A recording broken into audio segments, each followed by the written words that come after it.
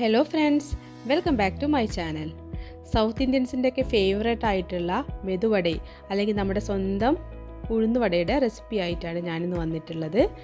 അപ്പോൾ നമുക്ക് നല്ല പെർഫെക്റ്റ് ആയിട്ടുള്ള ഉഴുന്നുവട കിട്ടാൻ വേണ്ടിയിട്ട് എന്തൊക്കെ കാര്യങ്ങൾ ചെയ്യണം അതെല്ലാം ഞാൻ എൻ്റെ വീഡിയോയിൽ കൃത്യമായിട്ട് പറയുന്നുണ്ട്.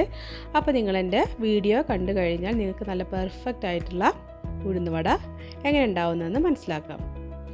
അപ്പോൾ നമുക്ക് ഉഴുന്നുവട ഉണ്ടാക്കാനായിട്ട് ഞാനിവിടെ ഒരു ഗ്ലാസ് ഉഴുന്നാണ് എടുത്തിട്ടുള്ളത്. 250 ml ഗ്ലാസ്സിൽ ഒരു ഗ്ലാസ് ഉഴുന്നാണ് ഞാൻ എടുത്തിട്ടുള്ളത്. അത് ഞാനൊരു 3 മണിക്കൂർ കുതിർത്ത് വെച്ചിട്ടുണ്ടായിരുന്നു. എന്നിട്ട് അതിലെ വെള്ളമെല്ലാം നന്നായിട്ട് ഊറ്റി കളഞ്ഞ ശേഷം അതിന് നമുക്ക് അരച്ചെടുക്കണം. അപ്പോൾ ഈ ഉഴുന്ന് അരയ്ക്കുന്നതോടൊപ്പം നമ്മൾ ഒരു ചെറിയ കഷ്ണം ഇഞ്ചിയും അതോടൊപ്പം തന്നെ കുറച്ച് കറിവേപ്പിലയും കൂടെ ഇട്ടിട്ട് ഒന്ന് അരച്ചെടുക്കുക. കാരണം ഒരു പ്രത്യേക ഫ്ലേവർ കിട്ടാൻ വേണ്ടിയിട്ടാണ് അങ്ങനെ ചെയ്യുന്നത്. ഇനി നമ്മളിത് അരച്ചെടുക്കുമ്പോൾ എന്തൊക്കെ കാര്യങ്ങൾ ശ്രദ്ധിക്കണം. അപ്പോൾ നമ്മൾ ഇത് അരച്ചെടുക്കാൻ വേണ്ടി യൂസ് ചെയ്യുന്ന വെള്ളം അത് നല്ല തണുത്ത വെള്ളം, അതായത് ഫ്രിഡ്ജിൽ വെച്ച് നല്ല തണുപ്പിച്ച നല്ല തണുത്ത വെള്ളം ഉപയോഗിച്ചിട്ട് വേണം നമുക്ക് ഇത് അരച്ചെടുക്കാനായിട്ട്. അതായത് നമുക്ക് നല്ല തിക്നെസ് കീപ്പ് ചെയ്യാൻ പറ്റുള്ളൂ. പിന്നെ നമ്മൾ ഇത് അരച്ചെടുക്കുമ്പം ഏറ്റവും സ്യൂട്ടായിട്ടുള്ളത് നമ്മുടെ ചെറിയ ജാറാണ്.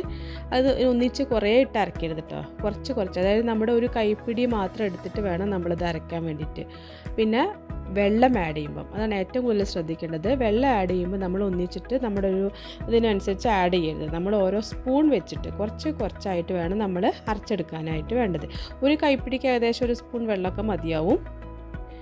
അപ്പോൾ നമ്മൾ വെള്ളത്തിൻ്റെ കാര്യം പ്രത്യേകം ശ്രദ്ധിക്കണം. പിന്നെ നമ്മൾ അരക്കുന്ന ജാറില്ലേ, അത് നല്ല ചൂടാവാതെ നോക്കണം കേട്ടോ. അത് ചൂടായിട്ടുണ്ടെങ്കിൽ ഒന്ന് തണുത്തതിന് ശേഷം മാത്രം അടുത്ത ബാച്ച് ഇട്ട് കൊടുത്താൽ മതി. കാരണം ഇത് ചൂടാകുമ്പോൾ മാവ് ചൂടായിട്ട് അത് പെട്ടെന്ന് ലൂസാവും, അതുകൊണ്ടാണ്. അപ്പോൾ ഈ ഒരു തിക്നെസ്സിലാണ് നമുക്ക് ഉഴുന്ന് അരച്ച് കിട്ടേണ്ടത്.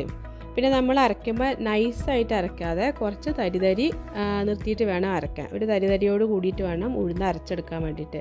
എന്നാലേ നമുക്ക് ആ ഒരു ഹോൾ ഉണ്ടാക്കാനും നമ്മുടെ കയ്യിലേക്ക് അങ്ങോട്ട് എടുക്കാനൊക്കെ കുറച്ചും കൂടെ ഈസി ആവുള്ളൂ. ഞാനിപ്പോൾ ഇതെല്ലാം അരച്ചെടുത്ത് വന്നിട്ടുണ്ട്. ഇനി അരച്ചതിന് ശേഷം നമ്മൾ ഈ ഒരു മിക്സ് അത് നന്നായിട്ട് കൈ വെച്ച് ഒരു 5 മിനിറ്റ് നന്നായിട്ട് മിക്സ് ചെയ്യണം. കൈ വെച്ച് തന്നെ നന്നായിട്ട് മിക്സ് ചെയ്യുക. 5 മിനിറ്റ് തന്നെ മിനിമം മിക്സ് ചെയ്യണം, എന്നാലേ നമുക്ക് കറക്റ്റായിട്ടുള്ള ഒരു ടെക്സ്ചർ കിട്ടുള്ളൂ. അപ്പോൾ ഞാൻ നന്നായിട്ട് മിക്സ് ചെയ്ത് വെച്ചിട്ടുണ്ട്. ഇനി നമുക്കിതിലേക്കുള്ള ആഡ് ചെയ്യേണ്ട സാധനങ്ങളൊക്കെ ആഡ് ചെയ്ത് കൊടുക്കാം. അപ്പോൾ നമ്മൾ ആ ഒരു ഉഴുന്നുവട ഉണ്ടാക്കുന്ന സമയത്ത് മാത്രമേ എന്തൊക്കെ സാധനങ്ങൾ ആഡ് ചെയ്യുക അതൊക്കെ ചെയ്യാൻ പാടുള്ളൂ. ഉപ്പൊക്കെ ഏറ്റവും ലാസ്റ്റ് മാത്രമേ നമ്മൾ ഉപ്പ് ആഡ് ചെയ്യാൻ പാടുള്ളൂ കേട്ടോ.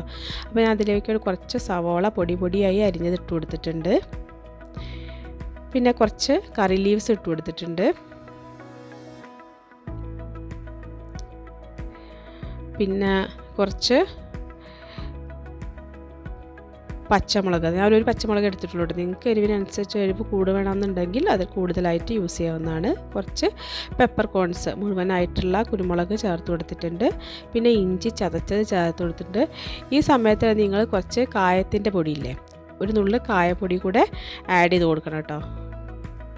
ഇനി ഇതെല്ലാം കൂടിയിട്ട് നന്നായിട്ടൊന്ന് മിക്സ് ചെയ്യുക. ഈ ഒരു തിക്നെസ്സിലാണ്, ഇതിൽ വെള്ളം ഒട്ടും തന്നെ അല്ല, നല്ല തിക്കായിട്ടാണ് മാവ് കിട്ടിയിട്ടുള്ളത്. അപ്പോൾ ഈ ഉള്ളിയും ഇഞ്ചി അതുപോലത്തെ സാധനങ്ങളൊക്കെ ലാസ്റ്റ് ചേർത്ത് കൊടുക്കണമെന്ന് പറയുന്നത് വെച്ചാൽ നമ്മൾ ആദ്യം തന്നെ ചേർത്ത് കൊടുക്കുകയാണെങ്കിൽ അതിൽ നിന്നൊക്കെ ഇങ്ങനെ ഉള്ളിൽ നിന്നൊക്കെ വെള്ളം ഇറങ്ങി വന്നിട്ട് ആ മാവ് കുറച്ചും കൂടെ ലൂസാവും, അതുകൊണ്ടാണ്. അതുപോലെ തന്നെ ഉപ്പ് നമ്മൾ ഈ ലാസ്റ്റ് മൊമെൻറ്റിൽ മാത്രമേ ചേർക്കാൻ പാടുള്ളൂ. അല്ലെങ്കിൽ നേരത്തെ തന്നെ ചേർത്ത് കൊടുത്താൽ ഈ മാവിനൊരു കയ്പ്പരസം വരും. അപ്പം നമ്മൾ ലാസ്റ്റ് മാത്രം ചേർക്കാൻ പാടുള്ളൂ കേട്ടോ.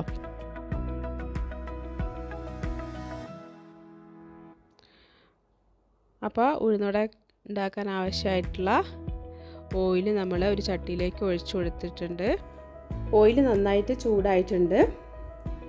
ഇനി നമ്മൾ ഉഴുന്നുവട ഉണ്ടാക്കാൻ തുടങ്ങുന്നതിന് മുന്നായിട്ട് നമ്മുടെ കൈ വെള്ളത്തിലൊന്ന് ആദ്യം നന്നായിട്ടൊന്ന് ഡിപ്പ് ചെയ്യുക. അതിന് ശേഷം മാത്രം മാവ് എടുത്തിട്ട് ഇതുപോലെ പരത്തിയിട്ട് ഉള്ളിലൊരു ഹോൾ ഉണ്ടാക്കിയിട്ട് ഇട്ട് കൊടുക്കുക.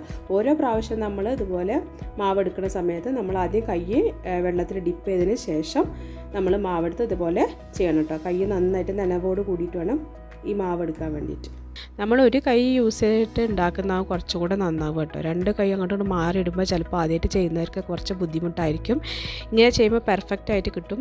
നമ്മൾ പിന്നെ മാവ് കയ്യിലെടുക്കുമ്പോൾ നല്ല തിന്നായിട്ട് പരത്താതെ കുറച്ച് തിക്കോട് കൂടിയിട്ട് തന്നെ ഇങ്ങനെ ബോൾസ് ഉണ്ടാക്കാനായിട്ട് നോക്കുക. പിന്നെ ഷേപ്പൊന്നും വലിയ പ്രശ്നമല്ല, നമുക്ക് കറക്റ്റായിട്ടുള്ള ഒരു എന്താ പറയുക, ഉള്ളിൽ നല്ല സോഫ്റ്റായിട്ടും പുറമേ നല്ല ക്രിസ്പി ആയിട്ട് കിട്ടണം, അത്രയേ ഉള്ളൂ. അപ്പോൾ ഷേപ്പിലൊന്നും വലിയ കാര്യമില്ല. പിന്നെ ആദ്യമായിട്ട് നമ്മൾ പിന്നെ അതിങ്ങനെ ഹോളൊക്കെ ഉണ്ടാക്കുന്ന കുറച്ച് ഉണ്ടാക്കി അതങ്ങനെ ശരിയാവും. പിന്നെ ഹോൾസിൻ്റെ വലിപ്പമൊക്കെ നമ്മുടെ ആ എന്താ പറയുക ഫിംഗറിൻ്റെ ഷേപ്പിനനുസരിച്ച്, കുറച്ച് വണ്ണമൊക്കെ ഉള്ള ഫിംഗർ ആകുമ്പോൾ നമുക്ക് കുറച്ചുകൂടി വലിയ ഹോളൊക്കെ കിട്ടും. അപ്പോൾ ഇതുപോലെ നല്ല പെർഫെക്റ്റ് ആയിട്ടുള്ള ഉഴുന്നുവട ഉണ്ടാക്കിയെടുക്കാനായിട്ട് പറ്റുന്നതാണ്. ഞാനിപ്പോൾ ചെറിയ ഉഴുന്നുവടയായിട്ട് ഉണ്ടാക്കിയിട്ടുള്ളത്. അതായിരിക്കും നമുക്ക് കുറച്ചും കൂടെ ഈസി ആവുക. നമുക്ക് 1-2 ഒരുമിച്ചിട്ട് ഉണ്ടാക്കാൻ സാധിക്കും.